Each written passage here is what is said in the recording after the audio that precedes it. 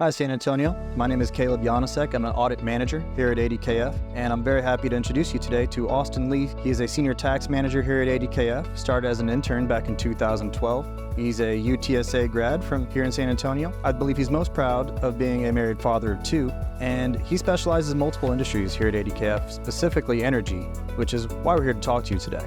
So Austin, thank you for your time today. I think where we'll start is something I'm sure you get a lot of questions about, is what are the key tax incentives and deductions available to companies in the oil and gas and exploration sectors? Sure. So yeah, thanks for the question. So I think that the oil and gas industry kind of has specific deductions and incentives that are available to it. So that could be for both operating entities as well as individuals who are invested in oil and gas. So the main ones that are available would be intangible drilling costs, which is a lot of times you'll hear that as IDC, so that's special to the oil and gas industry. Okay. You also have depletion available to the oil and gas industry. Along with that, this is available to other industries, but oil and gas companies tend to benefit from it a lot just because of the capital expenditure that it takes. Bonus depreciation. So that allows you, in the years past, we've had 100% bonus depreciation available. For 2023, that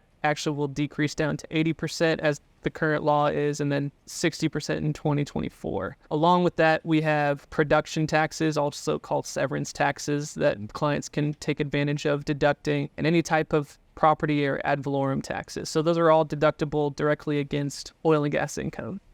So you mentioned those deductions you can take against oil and gas income. What are the differences in tax treatment for working interest and then royalty income? Sure. So there's the two most common types of income are either working interest or royalty income for most of our clients. So the key differences between those two, I would say working interest is active participation. You're also going to have financial responsibility. So that means that not only the income side of the oil and gas exploration or whatever the investment might be, but you're also going to be on the hook for your percentage of the expenses that are related to it. So that type of investment is considered more active. Typically, is going to cause a little bit bigger investment. And then lastly, it is subject to self-employment tax. Oh. So because it's considered active material participating income, so it's subject to self-employment tax.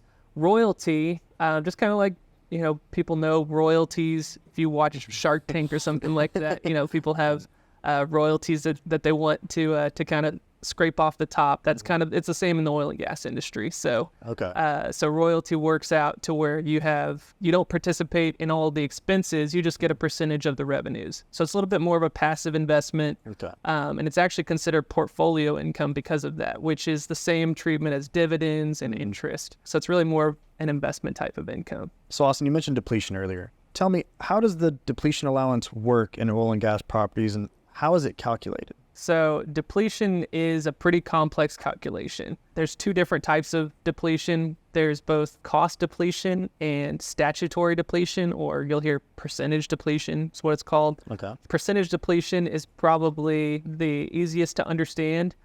Typically, it's going to be 15% of your gross income. So pretty straightforward. You do have a few limitations on your net income for percentage depletion. So if you have a net loss, you're not allowed to take percentage depletion. If you have really 65% of the total net income of your company or the investments, you're going to be capped at that. So that's getting a little bit in the weeds. So I think that the main benefit of statutory depletion that a lot of people don't know about is that you can actually take depletion in excess of your basis. So that's a fun accounting term we like to use, basis.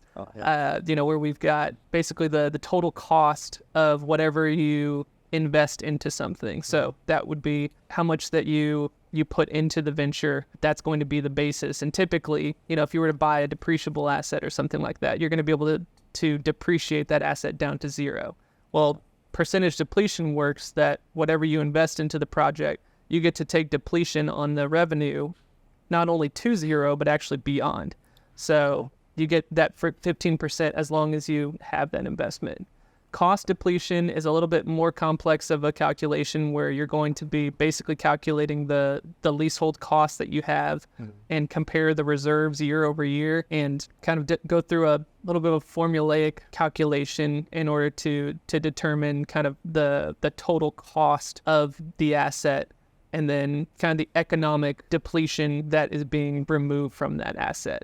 Basically the reserves that are being depleted. So that's the main difference between those two. Another thing to keep in mind between those two, if you are choosing to kind of calculate both, the IRS allows you to deduct the higher of the two of those. So you don't get to take both, you get to take the higher of those two. So One of the I would say typically for people that have kind of passive investments, royalties, you're going to have a more of a focus on percentage depletion just because it's a little bit easier to calculate. Really other types of investors that are kind of in a passive role, percentage depletion is kind of the one that we see most typically. Makes sense. So Austin, you mentioned a term earlier that I'm not familiar with, intangible drilling costs. Can you explain the difference between intangible and tangible drilling costs and how are they treated differently for oil and gas properties? Right. So again, it's kind of a little bit of a different language when you're talking about oil and gas investments, but tangible is kind of a little bit easier to understand. Okay. So tangible, let's start with tangible. So tangible is kind of what you see when you drive and you see, pump jacks or you're, out in the bay and you see some kind of drilling rig set up. That is tangible property because you see it. Yeah. So it's real, it's tangible. That is what kind of is left there after the drilling takes place, right? So when the drilling initially takes place, that's considered intangible drilling costs. So it's basically the pieces of, the work that it takes in order to, spud the well that will not remain there on site. All of the costs associated with that is considered intangible drilling costs. Okay. So tangible drilling costs, it's going to be a fixed asset that we can depreciate. Typically, tangible drilling costs and tangible drilling equipment is depreciated over 7 years. The intangible drilling costs, you actually have the election to deduct it as it is incurred. And the way that you make that election to basically deduct IDC or intangible drilling costs is on the first tax return that those costs are incurred. So on that first tax return that you incur those costs for IDC, that is your opportunity to tell the IRS that I am choosing to deduct IDC from this point forward. So now most of the time that turns out to be a better option for clients because, it's capital intensive. You're going to be spending the money, you might as well be getting the deduction for it. Definitely. So a lot of times they would prefer to deduct it. There is a secondary election that you can make for IDC that a lot of times clients don't really think about. And typically when they're thinking about this is when they're filing their individual tax return because they're going to become familiar with a separate tax, not talking about federal income tax, not talking about property taxes or severance taxes that we were talking about oil and gas. Just going to a federal standpoint, there is a tax called the alternative minimum tax. Okay. And intangible drilling costs is considered a tax preference item for alternative minimum tax or AMT. So AMT can sometimes be triggered and then cause clients to owe additional tax funds that they otherwise wouldn't be having to pay. So basically alternative minimum tax is it pushes your tax above the alternative line in order for you to basically be paying additional tax that you wouldn't be doing otherwise. So IDC or intangible drilling costs, as a secondary election, you can choose to amortize it over 60 months or 5 years. So once you do that, it removes that AMT preference item. And therefore, clients aren't going to be surprised and having to pay additional taxes. Now, they might be having to pay a little bit more taxes, but you get to spread out that deduction over 5 years. So you don't lose out on it, but it's more kind of a timing difference. A little bit advantageous. No one likes surprise taxes. That's right. So if you do get hit with a surprise tax related to alternative minimum tax and it has to do with intangible drilling costs, thankfully there is a secondary election that you can make if that was to happen. It's a good tip. So let's bring it home. For Texas franchise tax purposes, What's an entity structure you would recommend for housing oil and gas interests? So for Texas franchise tax, we will typically recommend that clients that are housing some type of oil and gas investment, assuming it's non-operating, which is the majority of kind of what you will see in investments, whether that be royalty or working interest, is that we would recommend either a general partnership or a limited partnership or even a trust.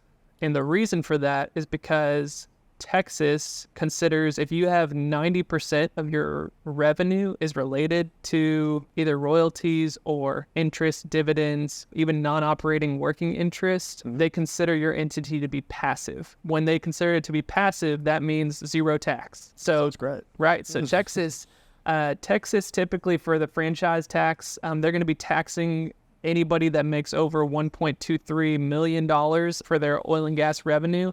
So if you're above that amount and 90% of the income in your entity is involved in royalties, working interests that are non-operating, interest and dividends, you actually can consider your entity passive and you don't owe any Texas franchise tax on it. It's a good entity structure to have from a Texas perspective. From a federal perspective, it also works. I mean, there's nothing really that you can do in one or the other. So really specifically for us Texans, I think that it's a good structure for somebody to have, especially if they're over that 1.23 million mark. Okay. Well, thank you, Austin, for your time. I know it's very valuable. I appreciate it, and hopefully the community does as well. Yep. Thank you, Caleb. Always a pleasure. Always.